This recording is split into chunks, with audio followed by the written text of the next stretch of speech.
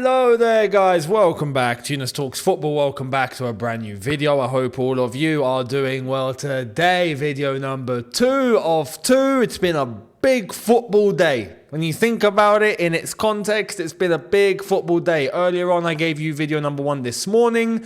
You can go and check it out here if you haven't done so already. It's Jose Mourinho that got sacked by Roma, despite him coming to the end of his contract towards the end of this season. Still parted ways and he left Roma earlier on. I give all my thoughts in relation to that and what it means for him, and also entertaining what it would do if Chelsea did go in for Jose for round 3. So go and have a look at that video. Much appreciated if you haven't done so already. Video number 2, we got the news, the latest, and an AFCON update at the end, because there's not been too much has happened today so far, but there's been one blockbuster, weird, crazy result that I think has summed the whole tournament up. Right, so we're going to get to that at the very end. Let's start off with, as I tell you guys to hit the subscribe button, hit the notification bell to be notified once I've uploaded all the content that is dropping on here. Make sure you're here for that. Victor Osimhen. He has spoken, ladies and gentlemen. He has said words, right? And it's actually weird because I'm unsure if he's speaking over in the Ivory Coast right now. He's with AFCON. If this was conducted then or this was conducted before he left. I'm guessing over there. But anyway, here's the latest from Victor Osimhen. Osimhen saying, of course, one day I'd love to play in the Premier League, definitely. But for now, I have other plans for my career. When the time comes, everyone will know. What does this mean? No one knows. What he has said is pretty generic and it's pretty obvious. And I think everyone knows that that is the situation. We're not going to find out exactly what is going on with Victor Osimhen for sure. But we know that he wants to play in the Premier League. And we know that it's more than likely going to happen one day. We don't know when. We're hoping soon. And when it does happen, you best believe everyone's going to know about it and everyone's going to be talking about it. I'll be here. Don't worry, I'll be here. You'll be finding a video from me. Breaking, Osimhen moves to Chelsea. Anyway. So I will be here for that. But Victor Osimhen making it public that he wants to play in the Premier League one day. When will it happen?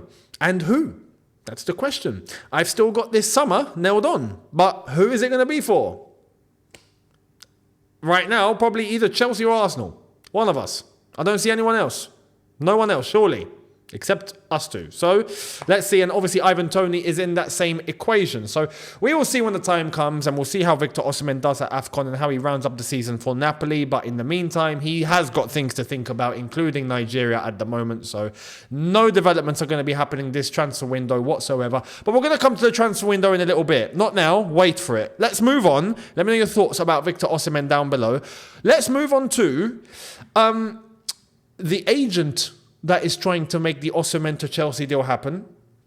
He had words to say at the FIFA Awards. Not yesterday, a few days ago. He was at the FIFA Awards, and who am I talking about if you haven't already gathered it, and if you live in a cave?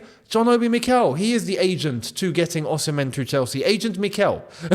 He's the one trying to conduct and pull the strings. Anyway, John Obi, good old John Obi Mikel, spoken. Here's what he had to say whilst he met Todd Bowley at the FIFA Awards. Check this out. Here's the picture. Look at that. Didn't think we'd see that.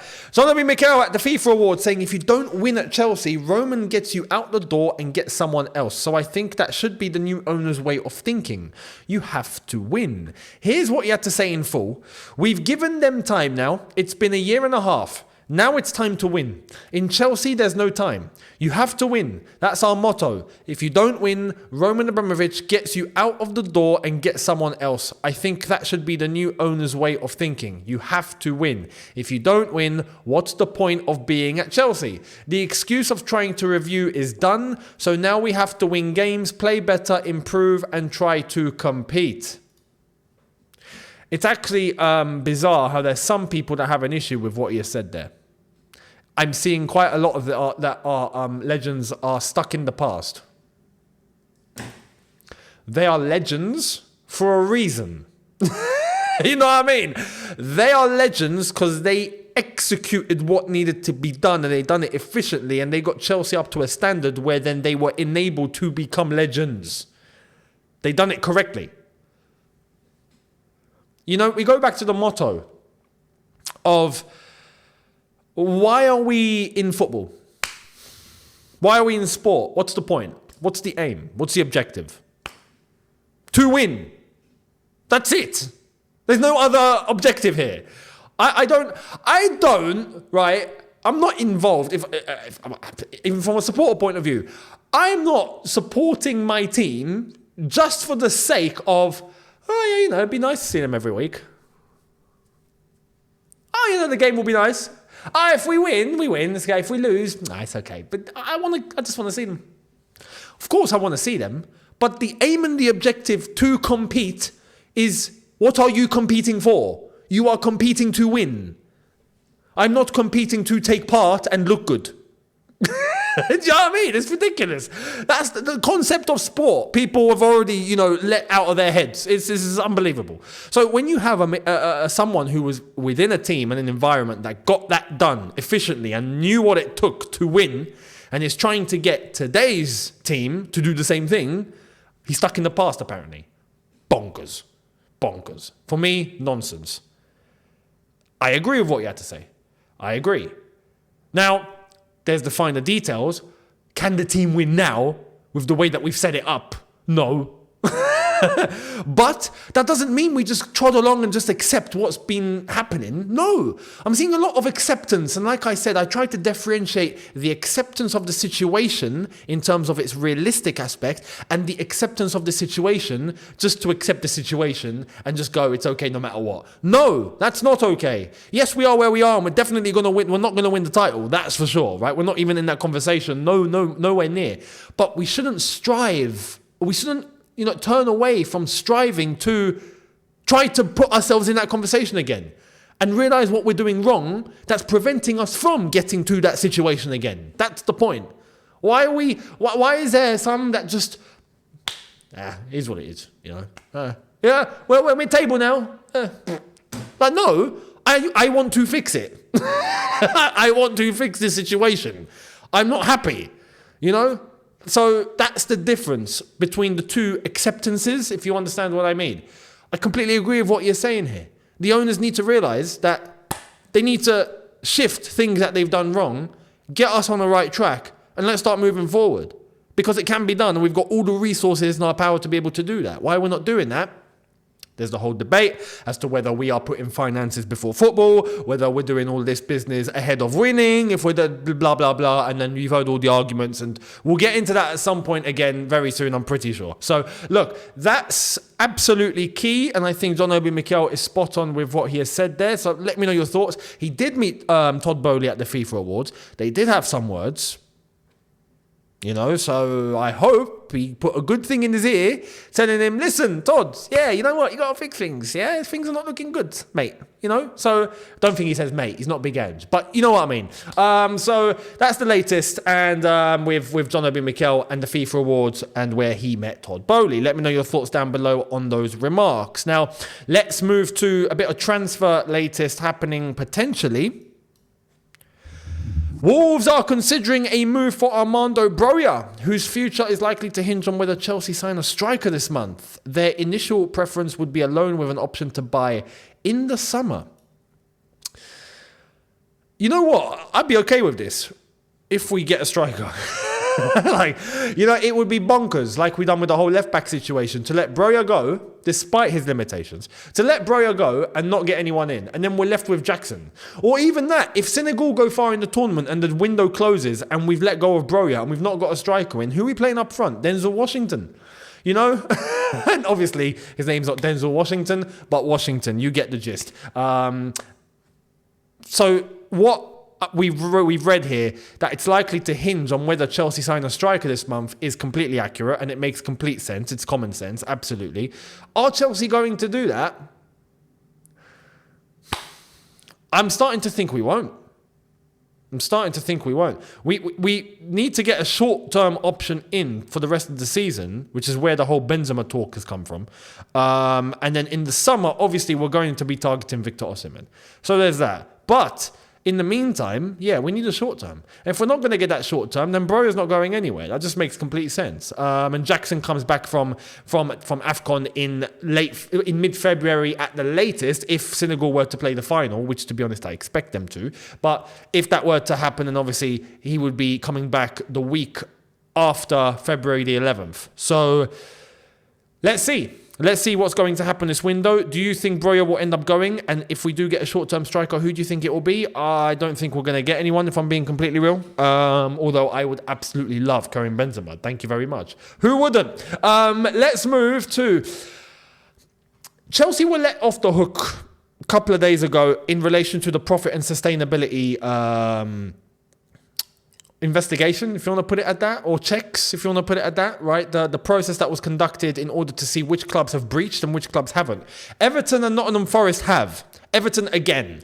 So it's looking like they're both going to be deducted points. Everton again. It's like they want to relegate Everton here. This is quite unbelievable. 2 points deductions is going to be mad.